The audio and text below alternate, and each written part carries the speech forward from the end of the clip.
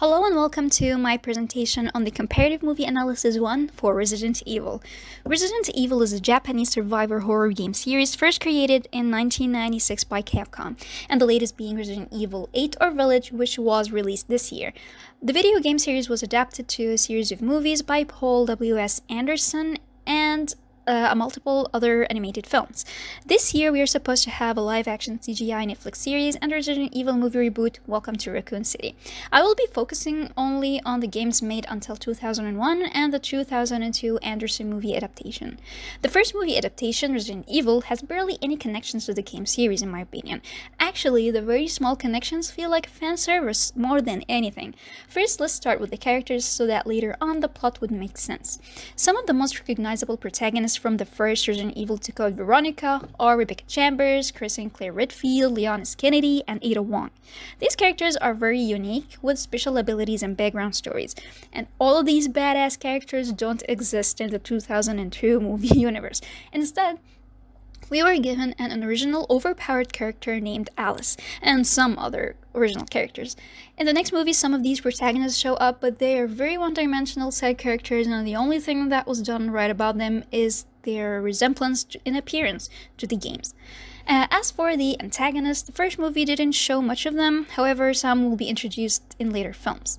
Anyway, let's take a look at the creatures. We get to see the Lickers. Even though they look very similar to the games, their origin story differs. In the games, they were the result of the T-virus going ballistic, and they were once the standard T-virus zombies.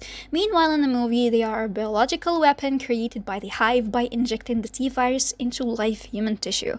Serpers also are shown in the movie, and these are the zombie dogs that were in the first game, and they chased the antagonist and the Spencer Mansion. Speaking of the Spencer Mansion, let's talk about the plot. So, as we know, the lore in the games is very deep and quite complex, but I'll try to keep this simple. Roughly speaking, the movie captures the main aspect of Umbrella Corporation bad, Umbrella Corporation make T-virus, T-virus goes boom. The details are what make the biggest difference, making the movie almost completely different franchise. The story also takes place in Raccoon City, a fictional American city, where the T-virus developed in an underground bioengineering lab. And in the movie, Anderson names it the Hive. And the Hive is hidden underneath Spencer Mansion, which is mentioned in the movie very briefly, but it was called a mansion, and a guy named Spencer owned it.